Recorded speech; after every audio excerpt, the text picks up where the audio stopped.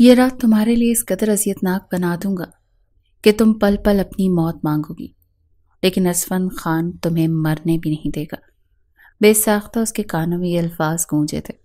اس وقت وہ پچھتا رہی تھی جب اس نے شوخ انداز میں چیخ چیخ کر کہا تھا کہ میں تو اسفند خان زادہ پر تھوکنا بھی پسند نہیں کرتی۔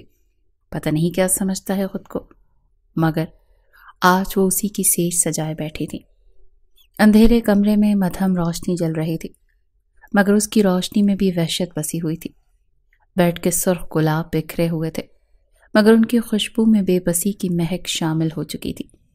ایشال کا کمزور نازک وجود ہلکے سنہری جوڑے میں لپٹا لرز رہا تھا۔ اس کی آنکھوں سے آنسو بہہ رہے تھے، مگر کوئی دیکھنے والا نہیں تھا۔ کانپتے ہونٹوں سے سسکیاں نکل رہی تھیں، مگر کسی کو سننے کی پرواہ نہ تھی۔ کمرے میں آتے ہی اسفند نے ایک لمحے کی بھی دیر کیے بغیر اپنی شیروانی کو اتار کر ایک طرف پھینکا اور پھر کرتے کی آستینیں الٹتے ہوئے آگے بڑھا۔ وہ 17 سال کی کومل شہزادی کانپ رہی تھی اور اس کے سامنے آ کر کرسی پر بیٹھا اپنا جوتے والا پاؤں اس کی گود میں رکھ دیا جو کہ مٹی سے بھرا ہوا تھا۔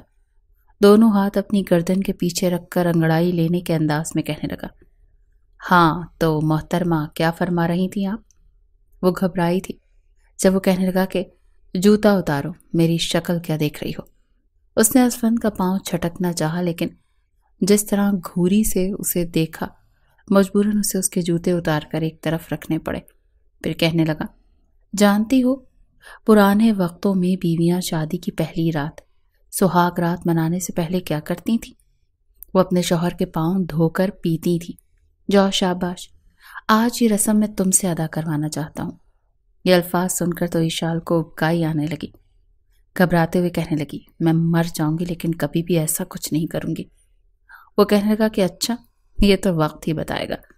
اتنا کہہ کر وہ ایک جھٹکے سے اس کے جسم پر موجود دوپٹے کو جدا کرنے لگا۔ دھیرے دھیرے اس کے کپڑوں کو کھینچ کر وہ اس کے وجود سے الگ کرنے کی کوشش کر رہا تھا جو کئی جگہ سے کھینچنے کی وجہ سے پھٹ چکے تھے۔ اسفند پلیز ایسا مت کریں، مجھے بہت ڈر لگ رہا ہے، اس نے لرزتی ہوئی آواز میں کہا۔ مگر اسفند کے چہرے پر کوئی تاثر نہ آیا۔ اسفند کی آنکھوں میں وحشت تھی، جنون تھا، انتقام کی چنگاری تھی۔ اس نے ایک جھٹکے سے ایشال کی پتلی کلائی پکڑی اور اسے بیڈ پر دھکیل دیا۔ وہ بیڈ پر گر چکی تھی، سارے خد و خال واضح تھے۔ بہت شوق تھا نا سہاگ رات کا، بہت خواب دیکھے تھے نا، آج میں تمہیں وہ سب دکھاتا ہوں جس کا تمہیں اتنا انتظار تھا۔ اسفند کے لہجے میں زہر گھلا تھا۔ ایشال کا دل جیسے سینے میں ہی مر گیا۔ خوف کے مارے اس کی سانسیں اکھڑنے لگیں۔ نہیں پلیز مجھے جانے دیں، میں نے کچھ نہیں کیا، پلیز۔ وہ کانپتی ہوئی التجا کر رہی تھی، مگر اسفند کو اس کی کوئی پرواہ نہیں تھی۔ اس نے جھک کر ایشال کی گردن پکڑ لی، اتنی سختی سے کہ اس کا نرم اور نازک وجود کانپنے لگا۔ اس کی آنکھیں خوف سے پھیل گئیں اور سانسیں رکنے لگیں، مگر اسفند کی گرفت ڈھیلی نہ ہوئی۔ آپ رونا کیوں؟ یہی تو چاہا تھا نا تم نے، یہی سب تو تمہیں چاہیے تھا، آپ بھگتو۔ اسفند کی آواز میں زہر کھلا تھا۔ سہاگ رات منانے کی کتنی جلدی تھی، وہ بھی اس کم عمری میں۔ آج میں تمہارے سارے شوق سود سمیت پورے کروں گا۔ جیسے جیسے وہ اسے پردوں سے آزاد کر رہا تھا، وہ گھبرا کر بیڈ کی دوسری طرف کھسک رہی تھی۔ اس نے ایشال کو مزید قریب کیا۔ اس کا چہرہ اتنا قریب تھا کہ اسفند کی تیز سانسیں اس کے چہرے پر محسوس ہو رہی تھی۔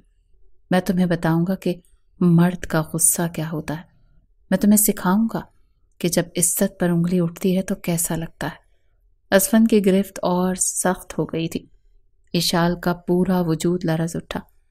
نہیں پلیز، اس کی آواز سرگوشی میں بدل گئی، مگر اسفند کے دل پر جیسے پتھر تھا۔ اس نے جھک کر ایشال کے چہرے کو اپنے ہاتھوں میں جکڑ لیا۔ اس کی آنکھوں میں اتنی شدت تھی کہ ایشال کی روح کانپ گئی۔ اب میں تمہیں وہ بناؤں گا جو تم نے کبھی سوچا بھی نہیں ہوگا۔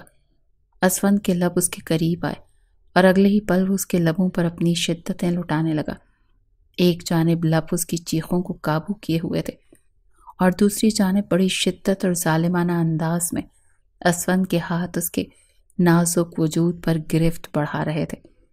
بیڈ کی چادر جو پہلے خالص سفید تھی اب رنگین ہو چکی تھی، اس بات کی گواہی دے رہی تھی کہ کسی کی روح کو کچلا گیا ہے۔ کسی کی معصومیت روندی گئی ہے۔ ایشال کا نازک وجود تھکن اور اذیت سے لرز رہا تھا۔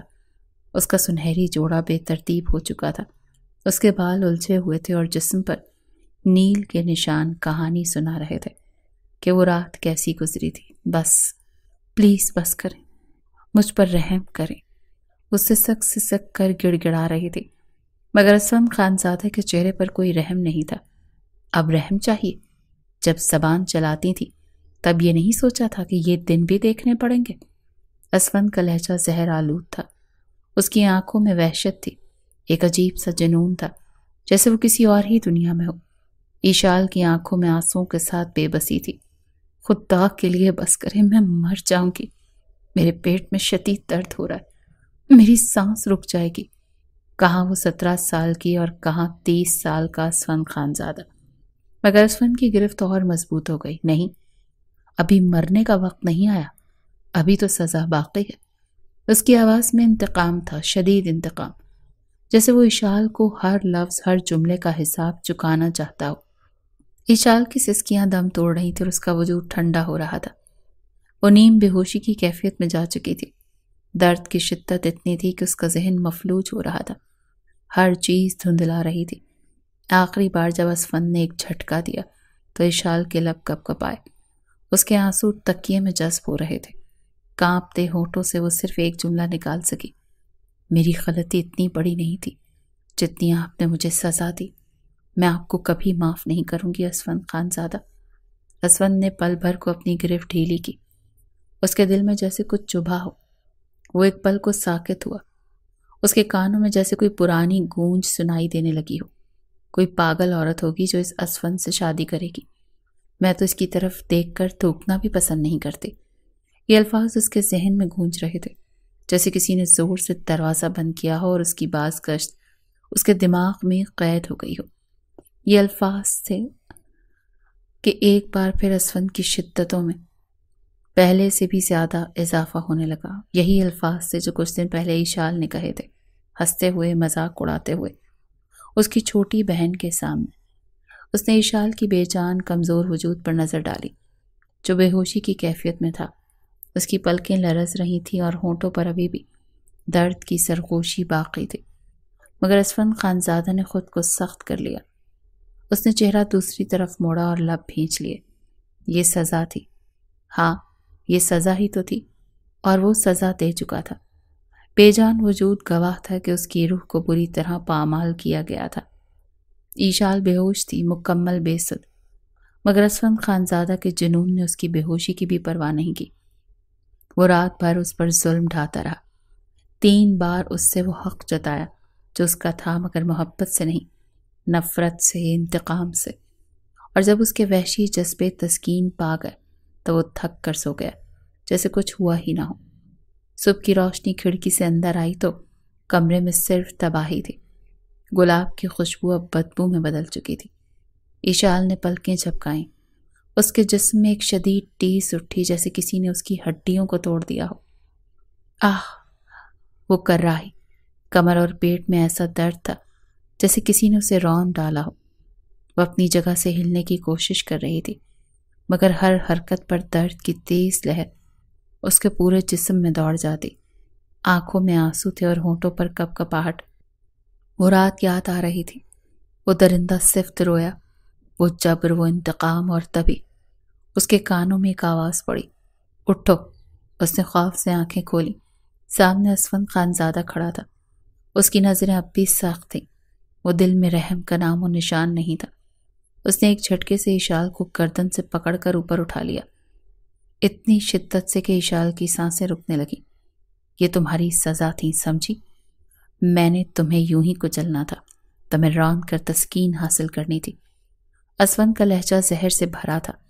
ایشال نے بے یقینی سے اس کی طرف دیکھا، آنکھوں میں آنسو، ہونٹ لرزتے ہوئے۔ آپ نے مجھ سے ایسا کیوں کیا؟ میں اتنی بری تھی کیا؟ اس کا لہجہ کانپ رہا تھا۔ اسفند طنزیہ ہنسا، تمہیں یاد ہے نا؟ اسفند طنزیہ ہنسا، تمہیں یاد ہے نا؟ تم نے کیا کہا تھا؟ تمہیں اسفند خانزادہ سے نفرت تھی، تم نے میرا مذاق اڑایا تھا۔ اب دیکھو، تمہاری زندگی خود ایک مذاق بن چکی ہے۔ اشال کی آنکھوں میں اذیت کے سائے گہرے ہو گئے۔ میں کبھی معاف نہیں کروں گی اور یہی کہوں گی کہ اسفند خان زادہ پر میں تھوکنا بھی پسند نہیں کرتی، کیونکہ اس مرد کی اصل حقیقت درندگی میں کل رات دیکھ چکی ہوں۔ یہ کسی عورت کے لائق ہی نہیں ہے۔ اسفند نے اس کی بات سنی انسنی کرتے ہوئے ایک جھٹکے سے اسے بیڈ سے نیچے دھکیلا۔ اشال کی تکلیف بھری چیخ کمرے میں گونجی، دفع ہو جاؤ میرے گھر سے۔ اشال کا دماغ جیسے سن ہو گیا۔ نکل جاؤ یہاں سے؟ نہ میں تمہیں اپناؤں گا اور نہ کسی اور کا ہونے دوں گا، اسفند نے حقارت سے کہا اور دروازہ کھول دیا۔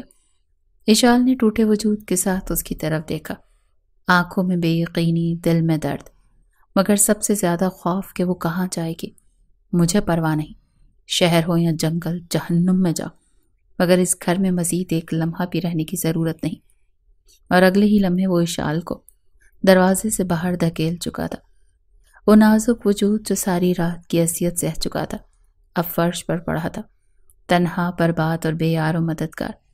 اسفند نے دروازہ بند کر دیا بغیر سوچے کہ وہ ایک گاؤں کی لڑکی تھی، اس شہر میں انجان تھی، اور سب سے بڑھ کر وہ اس حال میں کہاں جائے گی۔ سڑک پر چلتے لوگ مڑ مڑ کر دیکھ رہے تھے، کچھ کے چہروں پر حیرت تھی اور کچھ کے لبوں پر سرگوشیاں۔ یہ کون ہے؟ دلہن ہے شاید، گھر سے نکال دی گئی ہے۔ اللہ کسی دشمن کی بیٹی کے ساتھ بھی ایسا نہ کرے۔ مگر اشال کو کسی کی پرواہ نہیں تھی، وہ چل رہی تھی جیسے بے سمت، جیسے زندگی سے بے خبر۔ اسفند، تم نے میرے ساتھ یہ کیوں کیا؟ میں تو تمہاری اپنی تھی، سگے چچا کی بیٹی تھی، مگر تم نے مجھے راستے پر لا پھینکا۔ اس کے کانوں میں اسفند کی زہریلی باتیں گونج رہی تھیں، دفع ہو جاؤ میرے گھر سے، نہ میں تمہیں اپناؤں گا اور نہ کسی اور کا ہونے دوں گا۔ آنکھوں سے آنسو ٹپک کر اس کے جلتے لبوں پر آ گرے۔ اس نے قدم بڑھایا، سڑک عبور کرنی چاہی، مگر جیسے ہی وہ آگے بڑھی، یو ٹرن لے کر آتی گاڑی سے ٹکرا گئی۔ وہ ہوا میں اچھلی اور سڑک پر گر پڑی۔ گاڑی میں فل والیوم پر میوزک بج رہا تھا۔ ڈرائیونگ سیٹ پر ایک نوجوان بیٹھا تھا، بمشکل 20 سال کا۔ وہ گاڑی کے جھٹکے سے گھبرا گیا، فوراً بریک ماری اور جھٹکے سے باہر نکلا۔ شٹ! وہ تیزی سے اشال کی طرف بھاگا۔ زمین پر پڑی اشال بے حس و حرکت تھی، چہرے پر زخموں کے ہلکے نشانات تھے، مگر اس کا حسن۔ وہ لڑکا پل بھر کے لیے ساکت ہو گیا، اس کا دل جیسے ایک پل کے لیے دھڑکنا بھول گیا۔ اس نے کبھی کسی کو اتنا خوبصورت نہیں دیکھا تھا، مگر اشال تو ٹھنڈی پڑ چکی تھی۔ اوہ گاڈ، میں نے اسے مار تو نہیں دیا؟ وہ گھبرا گیا۔ وہ زمین پر بیٹھا کانپتے ہاتھوں سے اشال کے چہرے کو چھوا۔ ہیلو، پلیز آنکھیں کھولو، مگر اشال کی آنکھیں بند تھی۔ نوجوان نے ارد گرد دیکھا، لوگ جمع ہونے لگے تھے۔ ابے یار، یہ تو گئی کام سے، کسی راکیر نے سرگوشی کی۔ بکواس بند کر، لڑکے نے غصے سے کہا اور جھٹکے سے اشال کو اپنی باہوں میں اٹھا لیا۔ اس کے وجود میں ایک عجیب سی کشش تھی، کچھ ایسا کہ وہ چاہ کر بھی اسے چھوڑ نہیں سکتا تھا۔ میں اسے اسپتال لے جاتا ہوں، اس نے خود سے کہا، مگر پھر ایک پل کو رکا نہیں۔ اسپتال لے گیا تو پولیس کیس بن جائے گا، نہیں، میں اسے اپنے گھر لے جاؤں گا۔ اور وہ اشال کو باہوں میں بھر کر اپنی گاڑی کی طرف بڑھا۔ اس کے ہاتھوں میں اشال کا وجود کسی نازک گڑیا کی طرح تھا، ٹوٹا ہوا، بکھرا ہوا، مگر دل کو چھو لینے والا۔ ماہر نے اشال کو گاڑی کے پچھلی سیٹ پر لٹایا اور پوری رفتار سے اپنے گھر کی طرف بڑھا۔ اس کے دل کی دھڑکن بے ترتیب ہو رہی تھی، وہ نہیں جانتا تھا کہ اس کے ساتھ کیا ہو رہا ہے۔ بس ایک انجانا سا احساس تھا کہ یہ لڑکی جو ابھی تک بے ہوش تھی کوئی عام لڑکی نہیں تھی۔ جیسے ہی وہ گھر پہنچا، اس نے جلدی سے گاڑی روکی اور اشال کو باہوں میں اٹھا کر اندر داخل ہوا۔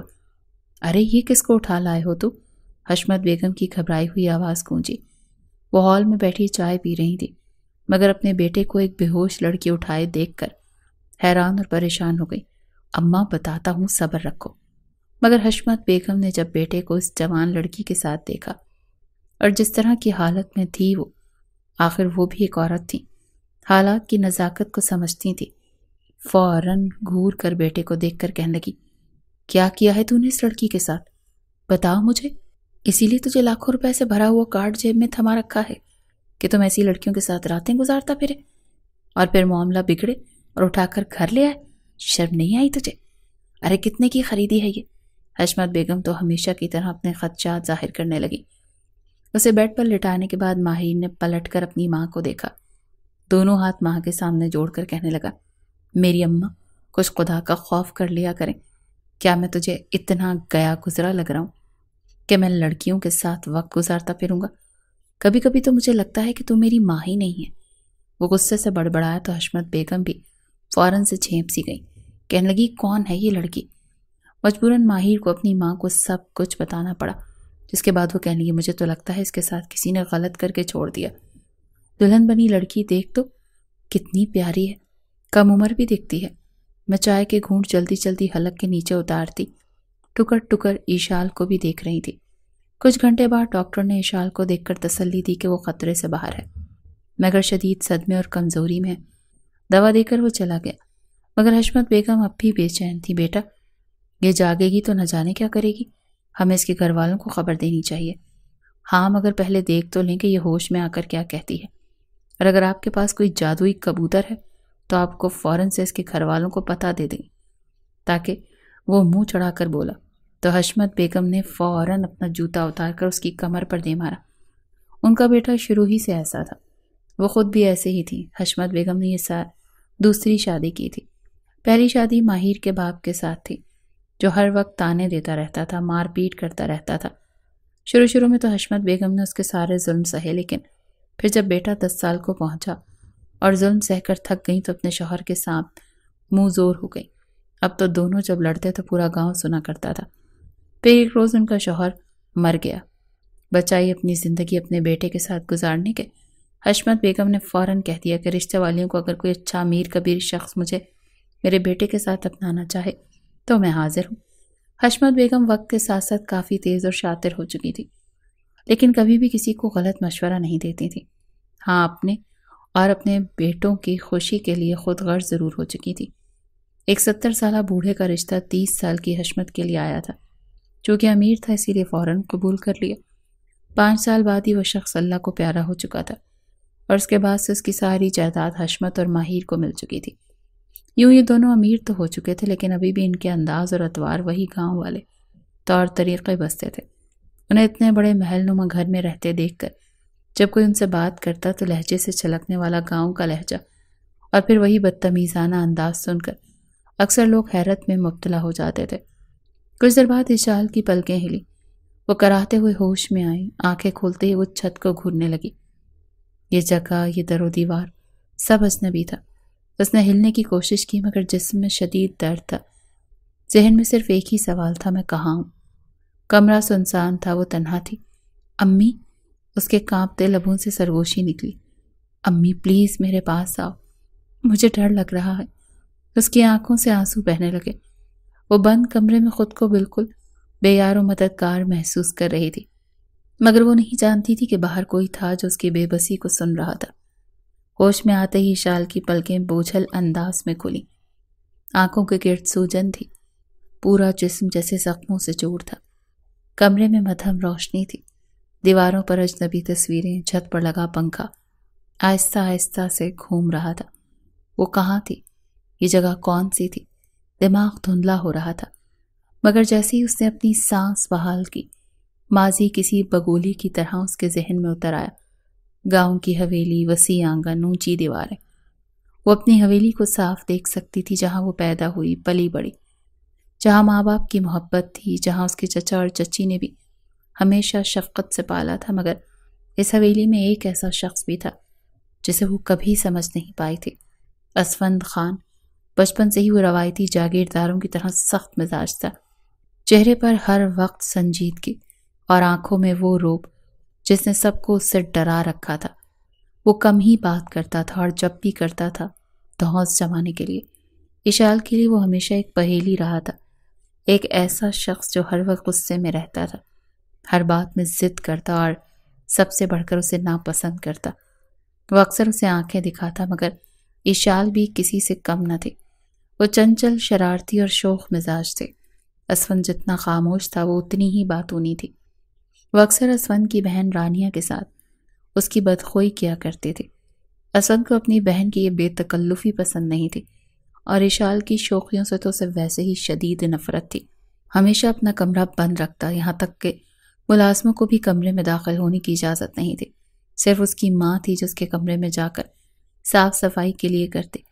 اشال کے دل میں یہ تجسس ہمیشہ پنپتا رہتا، کسی طرح میں جا کر دیکھوں کہ آخر اس کھڑوس شخص کے کمرے میں ایسا کیا ہے جو یہ ہر وقت اپنا کمرہ بند رکھتا ہے۔ ایسے کون سے خفیہ راز ہیں جو اس نے یہاں پر چھپا رکھے ہیں؟ لیکن ہر بار یہ کمرہ سب بند ہی ملتا تھا۔ اس شام 1 ہفتے بعد حویلی واپس لوٹا تھا، مگر اس بات سے اشال انجان تھی کہ وہ واپس لوٹ چکا ہے۔ صحن میں وہ خوبصورت پھولوں کی کیاریاں ٹھیک کر رہی تھی جب اس نے اسفند کے کمرے کی کھڑکی کھولی دیکھی۔ اگلے ہی پل اسے ایک شرارت سوچی، آج رات کو شاید اسفند واپس آنے والا تھا۔ یقیناً تائی جان اس کے کمرے کی صفائی کر رہی ہوں گی۔ یہ سوچتے ہوئے اسے شرارت سوجی اور وہ چلتے ہوئے اوپری منزل پر آ گئی جہاں پر اسفند کا کمرہ موجود تھا۔ ذرا سا نوب گھمایا تو دروازہ کھلتا چلا گیا۔ وہ اندر گئی تو دیکھ کر حیران رہ گئی۔ کمرہ انتہائی نفیس تھا، ہر چیز اپنی جگہ، کسی چیز پر ایک تنکا تک نہیں تھا۔ دیواروں پر ہتھیاروں کی سجاوٹ تھی، ایک بڑی سی الماری کتابوں سے بھری ہوئی تھی اور بیڈ پر سیاہ رنگ کی چادر بچھی ہوئی تھی۔ وہ دھڑم سے جا کر بیڈ پر بیٹھ گئی، پورے کمرے کو دیکھنے کے بعد کہنے لگی، ویسے تو ناک پر غصہ ہر وقت بیٹھا رہتا ہے، اور بیڈ کی چادر تو دیکھو سیاہ رنگ کی، کون بے وقوف ہے جو بیڈ کی چادر سیاہ رنگ کی رکھتا ہے؟ تبھی اس کی نظر الماری پر گئی۔ وہ الماری کو کھولنے کے لیے آگے بڑھی کہ دروازہ کھلنے کی آواز آئی۔ اس کا دل زور سے دھڑکا۔ اس نے مڑ کر دیکھا اور پل بھر میں اس کے چہرے کا رنگ سفید پڑ گیا۔ اسفند واش روم سے باہر آ چکا تھا، صرف ایک باتھ ٹال میں، باقی پورا وجود بے لباس تھا۔ پانی کے قطرے اس کے گھنے بالوں سے ٹپک رہے تھے، چوڑی چھاتی پر نمی کی ہلکی ہلکی چمک تھی اور چہرے پر وہی غصہ، شدید غصہ، جیسے کچا ہی چبا جائے گا۔ اشال کی آنکھیں پھٹی کی پھٹی رہ گئیں۔ شرم اور خوف کے مارے وہ فوراً پردے کے پیچھے چھپ گئی، مگر اسفند اسے دیکھ چکا تھا۔ اشال کا دل بری طرح دھڑک رہا تھا۔ پردے کے پیچھے کھڑی وہ خود کو چھپانے کی ناکام کوشش کر رہی تھی، مگر اس کی سانسوں کی بے ترتیبی اس کے خوف کی چغلی کھا رہی تھی۔ اس کے لب کپ کپا رہے تھے، ہاتھ کانپ رہے تھے، لیکن اسفند نے اسے دیکھ لیا تھا۔ پردے کے پیچھے سانس لیتا ابھرتا وجود اسفند کے چہرے پر معنی خیز مسکراہٹ لے آیا۔ پل بھر میں وہ جھٹکے سے پردہ ہٹا چکا تھا اور اگلے ہی لمحے اس کا مضبوط ہاتھ اشال کی نازک کمر کے گرد آ چکا تھا۔ تم یہاں کیا کر رہی تھی؟ اسفند کی بھاری غسیلی آواز اس کے کانوں میں گونجی۔ اشال کی سانسیں جیسے تھم گئی۔ اسفند کا برہنہ سینہ جو ابھی بھی پانی سے بھیگا ہوا تھا اس کے نازک وجود سے جا لگا۔ نمی کی ٹھنڈک اور اسفند کے جسم کی گرمی نے اشال کے حواس کو مفلوج کر دیا۔ میں تو بس ایسے ہی چلی آئی تھی۔ وہ ہکلائی، نظریں جھکا لیں اور خود کو چھڑوانے کی ناکام کوشش کی، مگر اسفند کا شکنجہ سخت تھا۔ ایسے ہی؟ اسفند نے اس کی گردن کے قریب جھکتے ہوئے سرگوشی کی۔ اس کی گرم سانسیں اشال کے کانوں کے پیچھے پڑی تو اس کے جسم میں ایک جھرجری سی دوڑ گئی۔ اس کی انگلیاں اشال کی نازک کمر پر رینگ رہی تھی۔ اپنا چہرہ اس کے کان کے قریب رکھے ہوئے کہنے لگا، جانتی ہو نا مجھے، اپنے کمرے میں کسی کا داخل ہونا پسند نہیں، اور جو میرے قانون کی خلاف ورزی کرتے ہیں انہیں میں سزا دیتا ہوں۔ یہ کہہ کر وہ اسے اپنی مزید قریب کر چکا تھا۔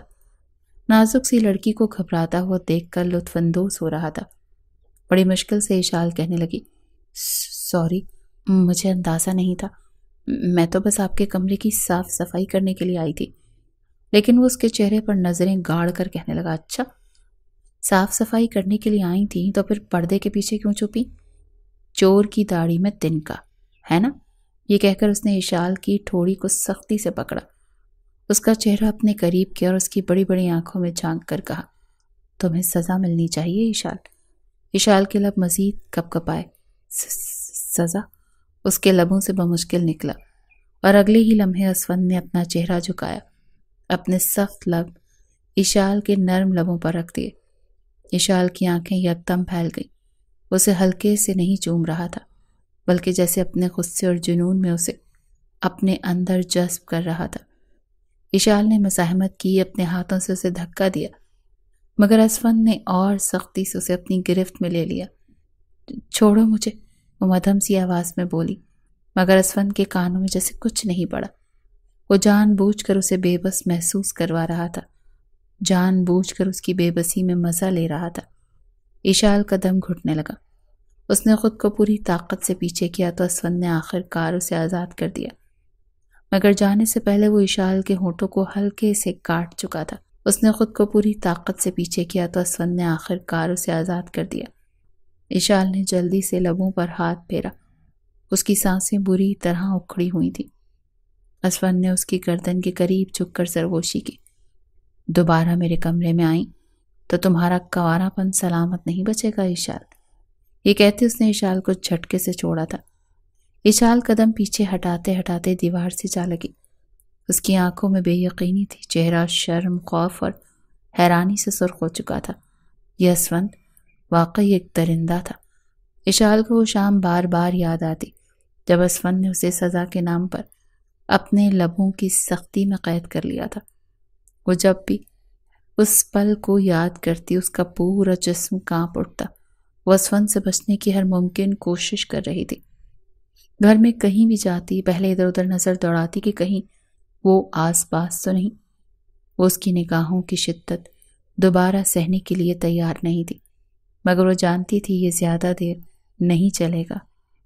صحن میں چمکتی دھوپ تیزی سے مدھم ہو رہی تھی۔ مغرب کی اذان میں ابھی بھی کچھ وقت تھا۔ حویلی کے صحن میں بیٹھ کر رانیہ اپنے ناخنوں پر نیل پالش لگا رہی تھی، جبکہ اشال اس کے برابر میں بیٹھی زمین پر انگلی سے لکیریں کھینچ رہی تھی۔ تبھی اشال کو کچھ یاد آیا اور وہ کہنے لگی، تم سے اگر ایک بات پوچھوں تو سچ سچ جواب دو گی رانیہ؟ رانیہ نے نیل پالش لگاتے ہوئے اپنے ہاتھ کو روکا، جو ہمیشہ ہلکا پھلکا میک اپ کر کے گھر میں رہا کرتی تھی۔ چہرے پر ہر وقت مسکراہٹ رہتی تھی اور موبائل تو 24 گھنٹے اس کے ہاتھ میں رہتا تھا۔ پڑھائی سے زیادہ اس کی توجہ موبائل میں ہوا کرتی تھی۔ اشال کے سوال پر وہ تھوڑی سی سٹ پٹائی اور پھر کہنے لگی، ہاں پوچھو۔ اشال نے اسے ایک نظر گھور کر دیکھا، پھر کہنے لگی کہ مراد کون ہے؟ یہ نام سن کر رانیہ کے چہرے کی رنگت اڑی تھی۔ کہنے لگی، کون مراد؟ اشال کہنے لگی کہ رانیہ جھوٹ مت بولنا، میں تمہیں اچھے سے جانتی ہوں، سمجھ میں آیا، ہم بہنیں ہیں، دوست ہیں اور کزنز بھی ہیں۔ بھلے تم مجھ سے عمر میں 2 سال بڑی ہو لیکن میں اب اتنی بھی چھوٹی نہیں۔ اگلے ہی پل رانیہ مسکرائی اور پھر کہنے لگی، وعدہ کرو کسی کو کچھ نہیں بتاؤ گی۔ جیسے ہی اشال نے وعدہ کیا تو وہ فوراً اس کے سامنے کھلی کتاب بنی بتانے لگی کہ وہ اس کے کالج کا لڑکا ہے جسے وہ بہت پسند کرتی ہے، مگر مسئلہ یہ ہے کہ ہمارے گھر میں خاندان سے باہر شادی نہیں کی جاتی۔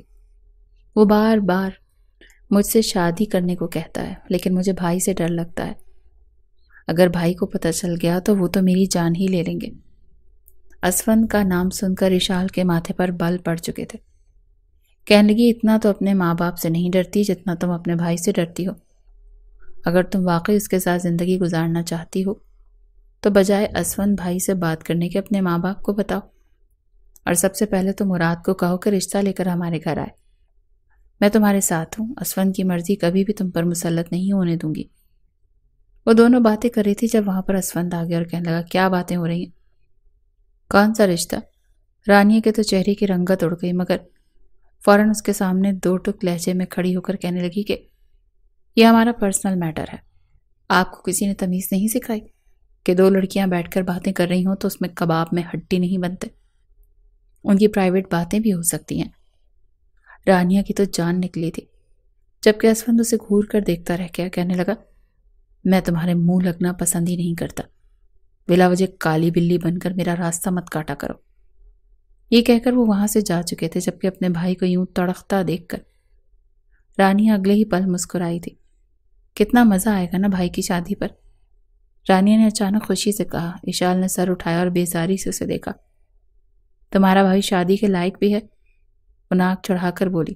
24 گھنٹے تو اس کی شکل سڑے ہوئے کریلے جیسی رہتی ہے۔ رانیہ ہنستی، بالکل ہے، اور اماں تو بہت جلد ان کی شادی کے لیے لڑکیاں دیکھ رہی ہیں۔ کوئی پاگل لڑکی ہوگی جو اس قصیل کے ساتھ شادی کرے گی۔ اشال طنزیہ بولی تو رانیہ مزید ہنسی۔ سچ کہوں تو اگر تمہاری عمر 17 نہیں ہوتی اور تم میرے بھائی کی عمر کی ہوتی تو میں تمہاری شادی بھائی سے کروا دیتی۔ یہ سن کر اشال کا پارا چڑھ گیا، وہ جھٹکے سے اٹھی، ہاتھ باندھے، غصے سے بولی، میں اور تمہارا بھائی؟ ہاں، میں تو اس کی طرف دیکھ کر تھوکنا بھی پسند نہ کروں۔ رانیہ کا منہ حیرت سے کھل گیا، مگر پیچھے کوئی اور بھی تھا جو یہ الفاظ سن چکا تھا، اسفند خان۔ وہ اپنے مخصوص انداز میں سفید شلوار قمیض میں ملبوس دروازے کے پاس کھڑا تھا، ہاتھ جیب میں ڈالے، نظریں تیز اور لبوں پر وہی ہلکی سی ہنسی جو ہمیشہ خطرے کا اشارہ دیتی تھی۔ اشال نے جیسے ہی اسے دیکھا اس کے پیروں تلے سے زمین کھسک گئی۔ اسفند کی نظریں اس پر جمی تھیں، ایسی نظریں جیسے کسی شکاری نے شکار کو گھیر لیا ہو۔ وہ تو سمجھ رہی تھی کہ یہ چلا گیا۔ وہ آہستہ آہستہ چلتا ہوا ان کے قریب آیا۔ کیا کہا تم نے اشال؟ اس کی آواز میں خطرناک سکون تھا۔ اشال کے گلے میں کانٹے چبھنے لگے۔ وہ نظریں چرا گئی۔ کچھ نہیں، وہ جلدی سے بولی، مگر اسفند کی نظریں ایک پل کے لیے بھی اس کے چہرے سے نہیں ہٹی۔ نہیں، میں نے سنا ہے تم میری طرف دیکھ کر تھوکنا بھی پسند نہیں کرتی۔ ہاں تو ہاں، مجھے تم جیسے مرد نہیں پسند، وہ جان بوجھ کر مضبوط لہجے میں بولی، مگر اس کی آواز میں ہلکی سی لرزش واضح تھی۔ اسفند کے لبوں پر ایک طنزیہ مسکراہٹ آئی۔ وہ ایک نظر اس کے چہرے پر ڈال کر آگے بڑھ گیا۔ اشال کا دل زور زور سے دھڑک رہا تھا، مگر وہ سنی انسنی کر کے اپنے کمرے میں جا چکی تھی۔ 2 روز سکون سے گزرے جب تیسرے دن اشال خود سوال سمجھنے کے لیے کتابیں اٹھائے رانیہ کے کمرے میں گئی، مگر رانیہ تو اپنا موبائل اٹھا کر زور سے ہاتھ پر مار رہی تھی۔ جب اشال نے پوچھا تو روتی صورت بنا کر کہنے لگی، مجھے موبائل کی اسکرین کو نہ جانے کیا ہو گیا ہے، ویسے چلانے کی کوشش کر رہی ہوں مگر چل ہی نہیں رہی۔ اشال نے اس کا ہاتھ سے موبائل لیا تو وہ گیلا ہو چکا تھا۔ رانیہ کے بال بھی گیلے تھے۔ وہ شاید ابھی نہا کر نکلی تھی۔ کہنے لگی، ایسے لگ رہا ہے جیسے باتھ ٹب میں یہ موبائل گر چکا ہو۔ وہ تو روانی میں کہہ چکی تھی، لیکن رانیہ کے چہرے کی رنگت اڑ گئی۔ جیسے ہی اشال نے اس کے چہرے کو دیکھا تو کچھ کہانی خود سمجھ چکی تھی۔ کہنے لگی، یہ سب کچھ کیا ہے؟ کہیں تم موبائل لے کر باتھ روم میں تو نہیں؟ رانیہ فوراً اپنا چہرہ جھکا گئی۔ یہ تم کیسی باتیں کر رہی ہو؟ میں تو بس موبائل اٹھا کر بات کر رہی تھی کہ میرے ہاتھ سے چھوٹ کر جگ میں گر گیا۔ صاف ظاہر تھا کہ رانیہ جھوٹ بول رہی تھی۔ تب تک موبائل نہ جانے کیسے ایک دم سے آن ہو چکا تھا۔ اشال کی نظر جیسے اسکرین پہ گئی تو ہینگ ہوا موبائل پر سامنے کچھ تصویریں تھیں جو کہ رانیہ کی تھیں، اور وہ بالکل بے لباس باتھ ٹب میں بیٹھی بے باک انداز میں اپنی تصویریں بنا چکی تھی۔ اگلے ہی پل یہ منظر دیکھ کر موبائل اشال کے ہاتھ سے چھوٹ کر گر چکا تھا۔ اسے ان مناظر کو دیکھ کر بالکل بھی یقین نہیں تھا۔ رانیہ اس کے سامنے سٹ پٹا چکی تھی کہ پلیز کسی کو مت بتانا، تم تو میری سہیلی اور رازدار ہونا، میں تو بس ایسے ہی، تم تو جانتی ہو نا کہ میں اور مراد ایک دوسرے کو بہت پسند کرتے ہیں، ہماری شادی ہو جائے گی۔ مگر اشال کہنے لگی، شادی ہوئی تو نہیں نا، یہ سب کچھ تم کیا کر رہی تھی، تمہیں شرم آنی چاہیے۔ لیکن وہ بجائے اشال کی باتوں پر کان دھرنے کے کہنے لگی، اچھا مجھے اپنا موبائل تو دو، میں مراد کو بتاؤں، وہ میرا انتظار کر رہا ہوگا۔ رانیہ کے ہاتھ سے موبائل کھینچ کر وہ مراد کو کال ملا چکی تھی۔ ان کے کمرے سے آنے والی کٹر پٹر سن کر باہر سے گزر رہے اسفند کے قدم رکے۔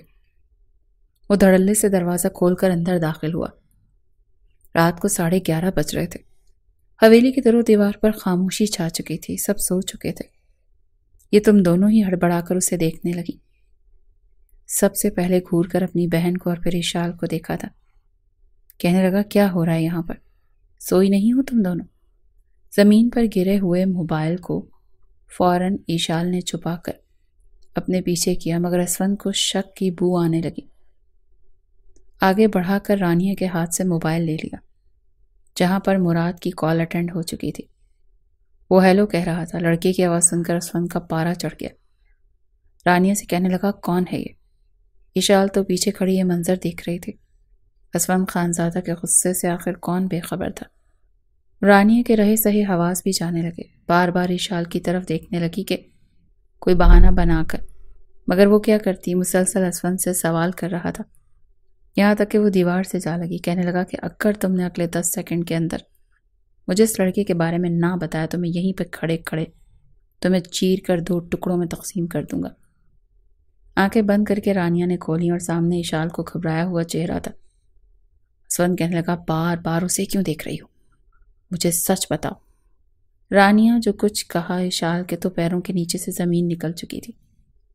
کہنے لگی، بھائی یہ لڑکا مراد ہے اور اشال کا بوائے فرینڈ ہے۔ اشال نے اس کے ساتھ دوستی کر رکھی ہے اور یہ چاہتی ہے کہ میں بھی اس سے دوستی کروں۔ قسم سے بھائی میں اس لڑکے کو نہیں جانتی۔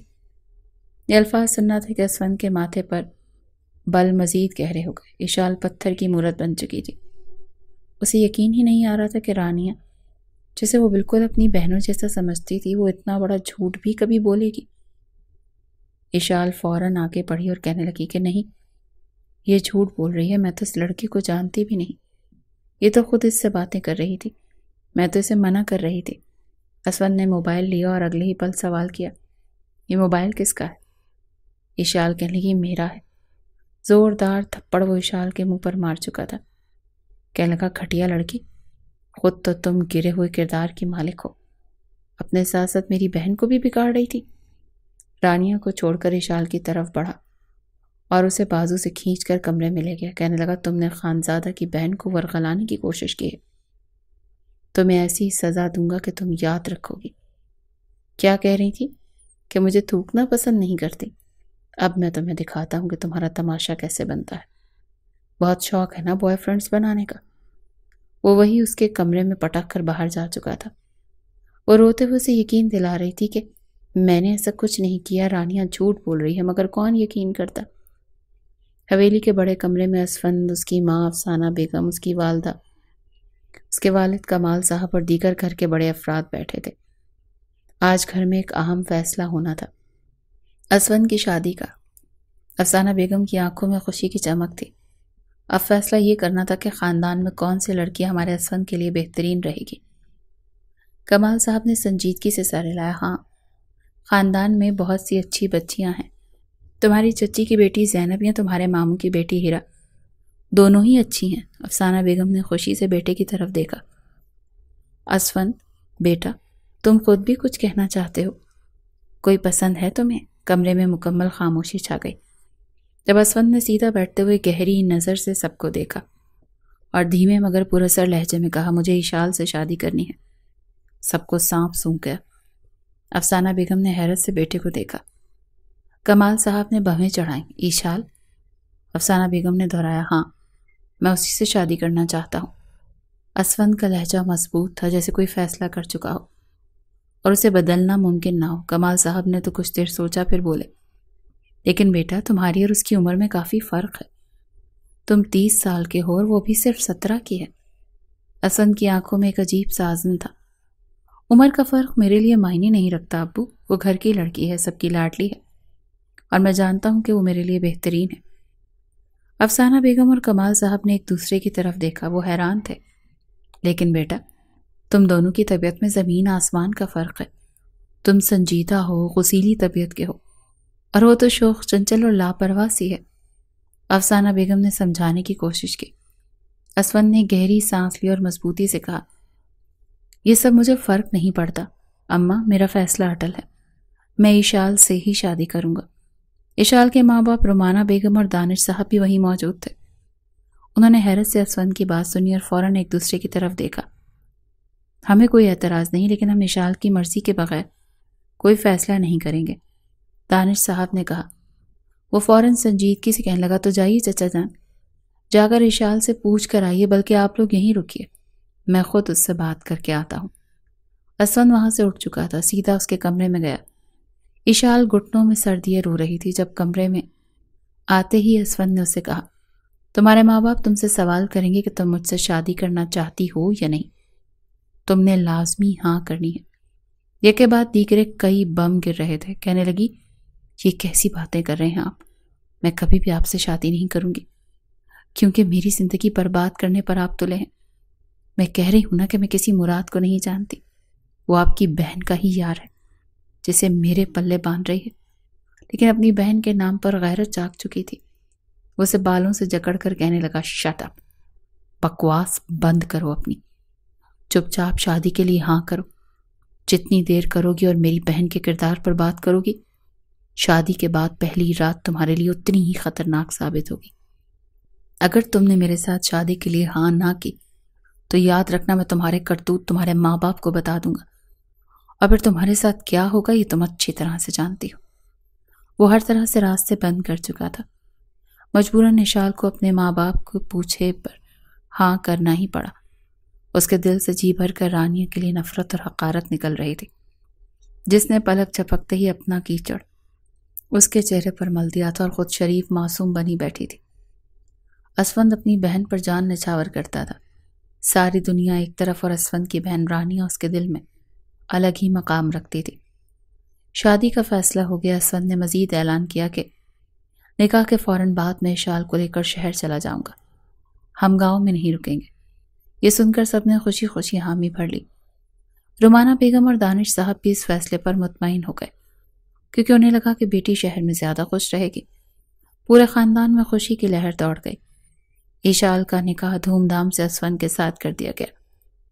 گاؤں کی سب سے حسین دلہن، مگر آنکھوں میں خوشی کے بجائے بے یقینی، خوف اور آنسو تھے۔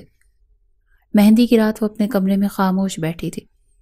گھر کے بڑے اس بات سے انجان تھے کہ ان تینوں کے بیچ کیا کچھ ہو چکا ہے۔ اس نے دوبارہ رانیہ سے بات کرنے کی کوشش نہیں کی تھی۔ وہ مہندی کی دلہن بنی بیٹھی تھی جب رانیہ اس کے پاس آئی اور مسکرا کر اس کا چہرہ اپنے ہاتھوں میں تھاما، لیکن وہ اس کے ہاتھوں کو جھٹکا دے چکی تھی۔ دور رہو مجھ سے، خبردار مجھے چھونے کی کوشش مت کرنا۔ تم نے میری زندگی برباد کر دی۔ میں تمہیں بہن سمجھتی تھی، لیکن تم منافق ہو، دوغلی نکلی۔ اپنے منہ کی کالک تم نے میرے منہ پر مل دی۔ ارے لعنت ہے تم پر۔ وہ غصے سے چنگھاڑ رہی تھی جب رانیہ بجائے شرمندہ ہونے کے اکڑ کر اس کے سامنے کھڑی ہو گئی اور کہنے لگی، تمہیں شوق تھا میرے معاملات میں دخل اندازی کرنے کا، ورنہ میں پچھلے 4 سال سے مراد کے ساتھ ریلیشن شپ میں ہوں۔ میں اپنے بھائی کی نظروں میں ہرگز نہیں گرا سکتی خود کو، اور اپنا مقام بھائی کی نظروں میں بحال رکھنے کے لیے میں کسی بھی حد تک جاؤں گی۔ یہ کہہ کر وہ وہاں سے جا چکی تھی اور ایک بار پھر اشال پھوٹ پھوٹ کر رونے لگی۔ کچھ دیر بعد دروازہ دھڑام سے کھلا اور اسفند اندر داخل ہوا۔ اس نے قدموں کی آواز سنتے ہی آنکھیں اٹھائیں، مگر اسفند کے چہرے پر جو وحشت تھی وہ اندر تک لرز گئی تھی۔ اسفند نے اس کا بازو پکڑ کر جھٹکے سے کھڑا کیا اور سرگوشی میں سرخ آنکھوں سے دھاڑا، کل کی رات تمہاری چیخیں گونجیں گی اشال۔ اشال کا سانس حلق میں اٹک گیا۔ شاید ہی کسی لڑکی نے اتنی تکلیف سہی ہو جتنی تم سہوگی۔ اس کے لہجے میں زہر کھلا تھا۔ اشال نے کپ کپاتے لبوں سے کچھ کہنے کی کوشش کی، مگر الفاظ گم ہو گئے۔ یہ شادی، یہ رشتہ ایک محبت بھرا ساتھ نہیں تھا، بلکہ ایک سزا تھی جس کا فیصلہ اسفند نے بہت پہلے کر لیا تھا۔ کمرے میں ہلکی روشنی جل رہی تھی۔ اشال بستر پر بیٹھی تھی، اس کے آنسو تھمنے کا نام نہیں لے رہے تھے۔ ہر سانس کے ساتھ ماضی کی تکلیف دہ یادیں تازہ ہو رہی تھیں۔ اس کی پیشانی پسینے سے بھیگ چکی تھی۔ وہ آنکھیں مسلسل بہتے آنسوں کی وجہ سے سرخ ہو رہی تھیں۔ دروازہ دھیرے سے کھلا اور حشمت بیگم اندر داخل ہوں۔ ان کی آنکھوں میں نرمی تھی، مگر چہرے پر ایک گہری سنجیدگی۔ بیٹا، کیا ہوا ہے؟ کیوں رو رہی ہو؟ وہ قریب آئی اور نرمی سے اشال کا سر تھپکنے لگی۔ اشال نے نم آنکھوں سے انہیں دیکھا اور پھر ایک دم ان کے گلے لگ کر پھوٹ پھوٹ کر رونے لگی۔ میں برباد ہو چکی ہوں، میرا سب کچھ ختم ہو چکا ہے۔ وہ ہچکیوں کے درمیان بول رہی تھی، مجھے کسی نے نہیں بتایا تھا کہ شادی کا مطلب قید ہوتا ہے۔ مجھے تو اسفند نے جیسے سزا دی ہے، جیسے میں کوئی انسان نہیں، بس ایک کھلونا ہوں۔ حشمت بیگم کے چہرے پر لمحے بھر کے لیے حیرت ابھری، پھر انہوں نے گہری سانس لی۔ بیٹا، صاف صاف بتاؤ کیا ہوا تھا تمہارے ساتھ؟ ان کی آواز میں ایسا تحکم تھا کہ اشال کانپتے ہوئے سب کچھ کہنے پر مجبور ہو گئی۔ وہ ٹوٹے ہوئے لفظوں میں سب کچھ بتانے لگی۔ اسفند کی زبردستی، اس کی بے رحمی، شادی کی پہلی رات کا، اور پھر اس کی بے دردی سے دھکے دے کر نکال دینا۔ حشمت بیگم خاموشی سے سب سنتی رہی۔ ان کی نظریں اشال کے چہرے پر جمی تھی، مگر دماغ تیزی سے کسی اور سمت سوچ رہا تھا۔ اسی لمحے دروازے پر ایک پرچھائی لرزتی نظر آئی۔ ماہر وہیں کھڑا تھا، اندر آتے آتے ٹھٹک گیا تھا۔ اس کے ہاتھ خود بخود مٹھیوں میں بند ہو گئے، دل جیسے کسی نے مٹھی میں جکڑ لیا ہو۔ یہ تو شادی شدہ ہے، وہ خود سے بڑبڑایا۔ آنکھوں میں نمی تیرنے لگی۔ حشمت بیگم نے ماہر کی جانب دیکھا اور ان کے ہونٹوں پر ایک گہری مسکراہٹ آئی۔ بیٹا، رونے سے کچھ نہیں ہوگا، اب تمہیں ہار نہیں ماننی چاہیے۔ انہوں نے اشال کے آنسو صاف کیے۔ اگر اسفند نے تمہارے ساتھ ظلم کیا تو تم کمزور کیوں بن رہی ہو؟ تم بھی اس کی بہن پر وار کرو جس نے تمہیں بے عزت کروایا۔ اشال نے حیرت سے انہیں دیکھا۔ کیا مطلب؟ حشمت بیگم کا لہجہ چالاک ہو چکا تھا، جیسے کسی شاطر عورت کی چالاکی ہو۔ رانیہ، اس کی حقیقت سب کے سامنے لاؤ۔ جو خود لڑکوں سے باتیں کرتی رہی ہو وہ تمہیں بدنام کروا گئی. تمہیں بے عزتی سہنی پڑی مگر اس نے مزے سے اپنی عزت بچا لی. اشال کے آنسو تھم چکے تھے. وہ ناسمجھی سے حشمت بیگم کو دیکھ رہی تھی مگر ان کی باتیں کہیں نہ کہیں اس کے دل میں جگہ بنا رہی تھی. بدلا لو بیٹا. وہ لڑکی جو خود پاک باز نہیں اس نے تمہیں ذلیل کروا دیا. اب وقت آ گیا ہے کہ تم اس کی اصلیت سب کو دکھاؤ. اشال کی آنکھوں میں پہلی بار نمی کے بجائے ایک سخت چمک آئی. اشال کو حشمت بیگم کے گھر رہتے کچھ دن گزر چکے تھے.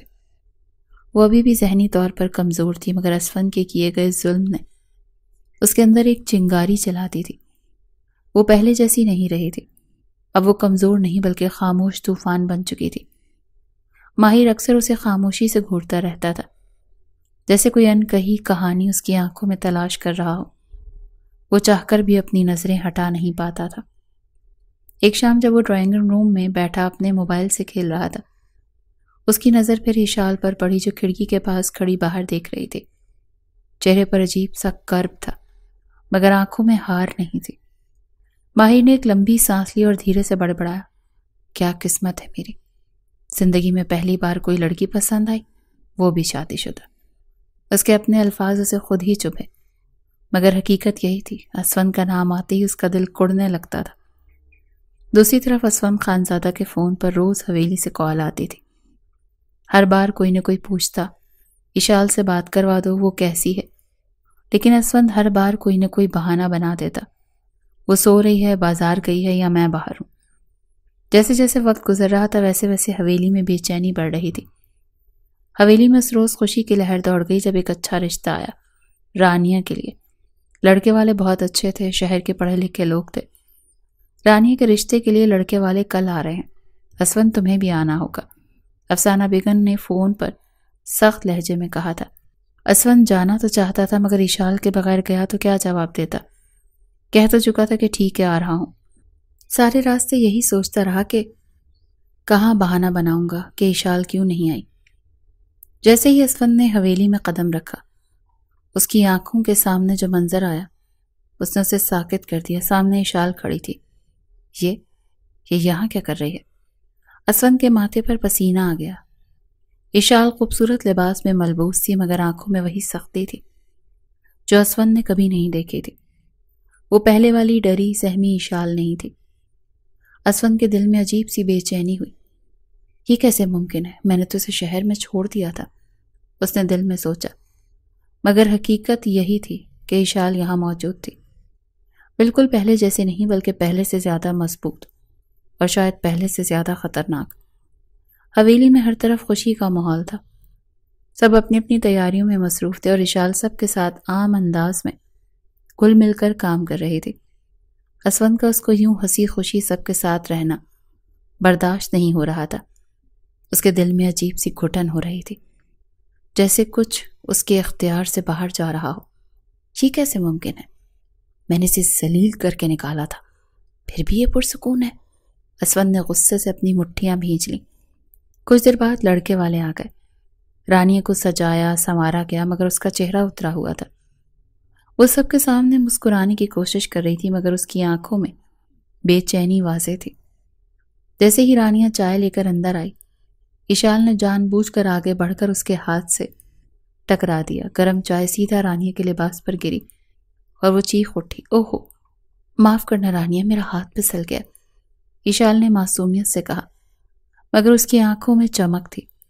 رانیہ جلدی سے کپڑے جھاڑنے لگی مگر جیسے ہی چائے کے داغ نے اس کا دوپٹہ گیلا کیا نیچے پہنا ہوا لباس کچھ نمایاں ہو گیا. لڑکے کی ماں نے چونک کر نظریں جھکا لیں جبکہ لڑکے کے باپ نے فوراً نظریں پھیر لیں. مگر جو سب سے زیادہ حیران ہوا وہ خود رشتہ دیکھنے آیا ہوا لڑکا تھا. یہ تو وہی لڑکی ہے جو کالج میں مراد کے ساتھ دیکھی تھی, اس نے دل میں سوچا. لڑکے نے اپنی ماں کے کان میں کچھ سرگوشی کی اور پھر فوراً کھڑے ہو کر کہا ہمیں کچھ وقت چاہیے, ہم سوچ کر بتائیں گے. یہ سن کر سب چونک گئے. افسانہ بیگم اور اسفند کے چہرے سخت ہو گئے جبکہ رانیہ کا رنگ فق ہو گیا. اشال کے چہرے پر ایک ہلکی سی مسکراہٹ آئی. بدلا بھی مکمل نہیں ہوا, اس نے دل میں سوچا. شام کے سائے گہرے ہو رہے تھے. حویلی میں سب لوگ اپنے کمروں میں جا چکے تھے مگر اسفند کی آنکھوں میں غصے کی سرخی تھی. وہ کئی گھنٹوں سے برداشت کر رہا تھا مگر اب صبر کا پیمانہ لبریز ہو چکا تھا۔ جیسے ہی اسے موقع ملا وہ تیز قدموں سے آگے بڑھا اور اشال کا بازو سختی سے پکڑ کر اسے کھینچتا ہوا اپنے کمرے میں لے گیا۔ اشال کے قدم زمین سے اکھڑ گئے، مگر اس نے خود کو سنبھالا۔ دروازہ بند ہوتے ہی اسفند اس کے قریب آ کر سخت لہجے میں پوچھنے لگا، یہاں کیسے آئی تم؟ کیا چاہتی ہو؟ اشال نے غصے میں سے گھورا، مگر اپنی آواز کو مضبوط رکھتے ہوئے بولی، یہ میرا گھر ہے اسفند خان زادہ، اور میں یہاں اپنی مرضی سے آئی ہوں، تمہاری اجازت کی ضرورت نہیں۔ اسفند نے غصے سے اس کی کلائی دباتے ہوئے کہا، تمہیں لگتا ہے میں نہیں جانتا تم اندر ہی اندر کیا کھیل کھیل رہی ہو؟ اشال نے ایک زہریلی مسکراہٹ کے ساتھ جواب دیا، میں نے کچھ نہیں کیا، جو کچھ ہوا وہ سچ تھا، اور ہاں، خبردار اگر تم نے دوبارہ زبردستی کرنے کی کوشش کی، اس بار میں پورے خاندان کے سامنے تمہارا اصلی چہرہ بے نقاب کر دوں گی۔ اسفند کے ماتھے پر تیوریاں چڑھ گئیں۔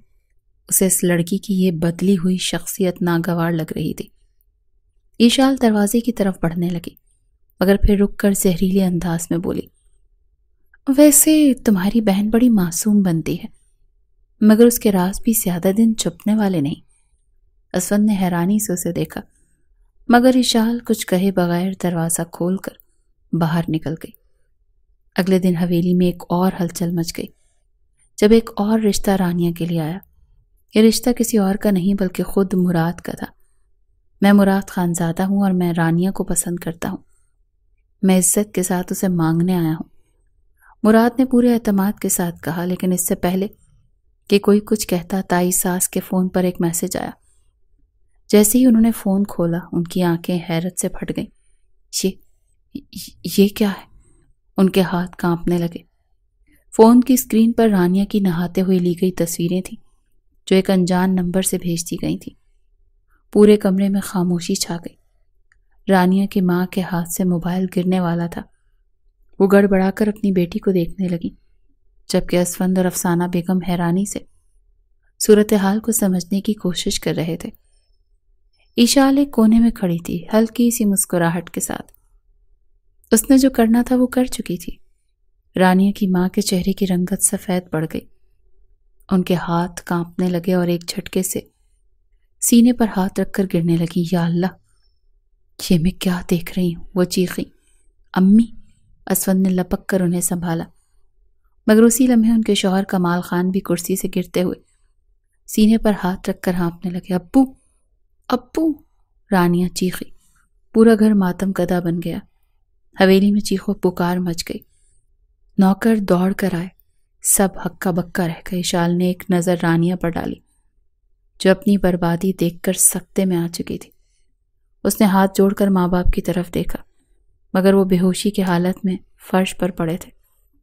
انہیں فوراً ہسپتال لے جانا ہوگا، اسفند نے چیختے ہوئے کہا۔ فوراً گاڑی نکال کر انہیں ہسپتال لے جایا گیا۔ کئی گھنٹے بعد جب اسفند ہسپتال سے واپس آیا تو اس کی آنکھیں غصے اور تکلیف سے سرخ تھیں۔ اس نے دروازہ دھڑام سے کھولا اور سیدھا رانیہ کے کمرے میں جا گھسا۔ یہ سب کیا ہے؟ اسفند دھاڑا اور آگے بڑھ کر رانیہ کا گلا دبوچ لیا۔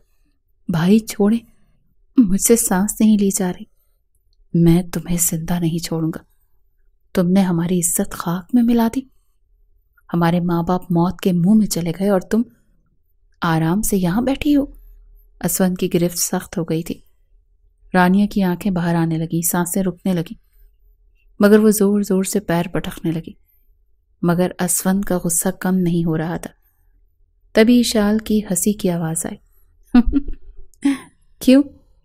اب بھی مجھے ہی مورد الزام ٹھہراؤ گے؟ کیا یہ تصویریں بھی میں نے ہی لی تھی؟ اسفند کے ہاتھ ڈھیلے پڑ گئے۔ اس نے آنکھیں بند کی، موبائل پر آخری بار ان تصویروں کو دیکھا اور پھر سر جھکا لیا۔ اسی وقت مراد بھی وہاں موجود تھا جو پورا تماشا دیکھ رہا تھا۔ اسفند بھائی، اگر میں رانیہ کو عزت بنا کر اپنے ساتھ لے جانا چاہتا ہوں تو آپ کیوں اسے مار رہے ہیں؟ مراد نے سنجیدگی سے کہا۔ اسفند نے چونک کر اس کی طرف دیکھا۔ تم اب بھی اسے اپنانا چاہتے ہو؟ ہاں، میں 5 سال سے رانیہ کو پسند کرتا ہوں اور مجھے اس سے کوئی فرق نہیں پڑتا۔ اس نے جو کچھ کیا میرے لیے کیا تھا۔ یہ سنتے ہی رانیہ پھوٹ پھوٹ کر رو پڑی۔ میں نے آپ سے جھوٹ بولا تھا، میں نے خود کو آپ سب کی نظروں میں گرانے سے بچانے کے لیے ایشال پر الزام لگایا کہ اس کا مراد سے چکر ہے۔ یہ سنتے ہی پورے کمرے میں سناٹا چھا گیا۔ اسفند نے غصے سے مٹھیاں بھینچ لی۔ اسفند کے ماں باپ اسپتال سے گھر لوٹ آئے، مگر ان کے چہروں پر وہ پرانا روب اور دبدبا نہیں تھا۔ زندگی کے سب سے بڑے دھوکے اور تکلیف کے بعد وہ ٹوٹ چکے تھے۔ اب ان کے پاس کوئی اور راستہ نہیں بچا تھا، سو انہوں نے رانیہ اور مراد کا نکاح کروا کر فوراً رخصت کرنے کا فیصلہ کیا۔ اب ہم یہ معاملہ مزید نہیں کھینچ سکتے۔ عزت تو پہلے ہی خاک ہو چکی ہے۔ بہتر ہے کہ رانیہ اپنی زندگی مراد کے ساتھ گزارے، کمال خان نے کہا۔ رانیہ شرمندگی کے ساتھ نکاح کے الفاظ دہرا رہی تھی۔ اس کی آنکھوں میں آنسو تھے، مگر اب وہ بے بسی کو قبول کر چکی تھی۔ اب مجھے بھی کچھ کہنا ہے۔ سب کی نظریں اس آواز پر جم گئیں۔ ایشال سامنے کھڑی تھی، اس کے چہرے پر ضبط اور تکلیف کے نشانات تھے۔ میں آج سب کو بتانا چاہتی ہوں کہ میرے ساتھ کیا ہوا۔ میں وہ ظلم دنیا کے سامنے لانا چاہتی ہوں جو اسفند خان نے مجھ پر کیا۔ یہ کہتے ہوئے وہ پھوٹ پھوٹ کر رونے لگی۔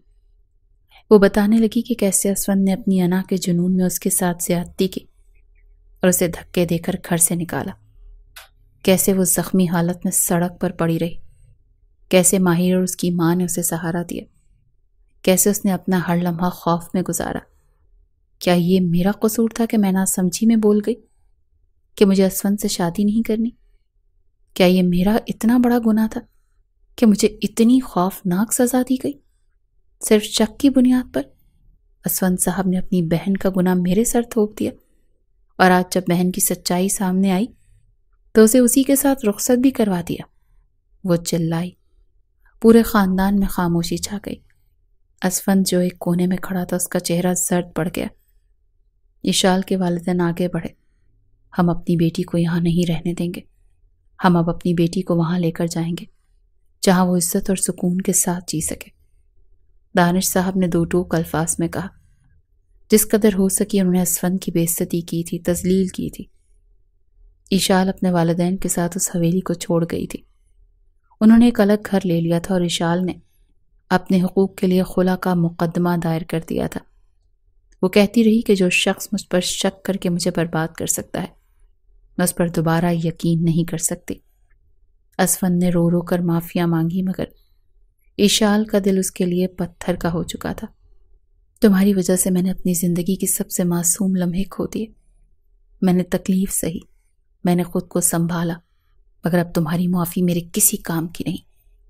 اس کے الفاظ اسفند کے دل میں کسی نشتر کی طرح چبھے، مگر اب بہت دیر ہو چکی تھی۔ اس کا غرور، اس کی انا، سب کچھ راکھ ہو چکا تھا۔ ایشال نے اپنی پڑھائی دوبارہ شروع کی اور ایک نئی زندگی کی شروعات کی۔ وہ یونیورسٹی کی سیڑھیوں پر کھڑی اپنی کتابیں سمیٹ رہی تھی کہ اچانک اسے ایک مانوس سی آواز سنائی دی۔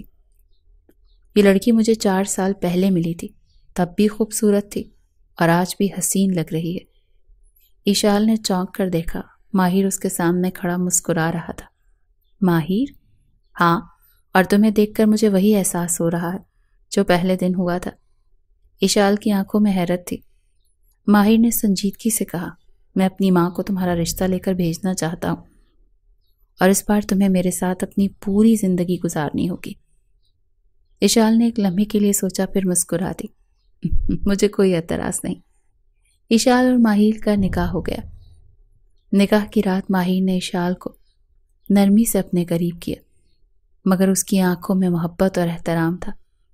میں تمہاری زندگی میں وہ تمام خوشیاں واپس لاؤں گا جو تم نے کھو دی تھی، اس نے وعدہ کیا۔ ایشال کی آنکھوں میں آنسو آ گئے، مگر وہ خوشی کے آنسو تھے۔ مجھے تم پر یقین ہے ماہر۔ ماہر نے آہستہ سے اسے اپنے سینے سے لگا لیا۔ اسفند کے زخموں کی جگہ اب ماہر کی نرمی اور محبت نے لے لی تھی۔ اسفند سب کچھ کھو چکا تھا۔ ایشال کو کھو کر وہ شدید ڈپریشن میں چلا گیا۔ اس کے اپنے والدین اس سے بات نہیں کرتے تھے۔ حویلی میں سب اس سے نظریں چراتے تھے۔ ایک دن وہ اپنے کمرے میں تنہا بیٹھا تھا۔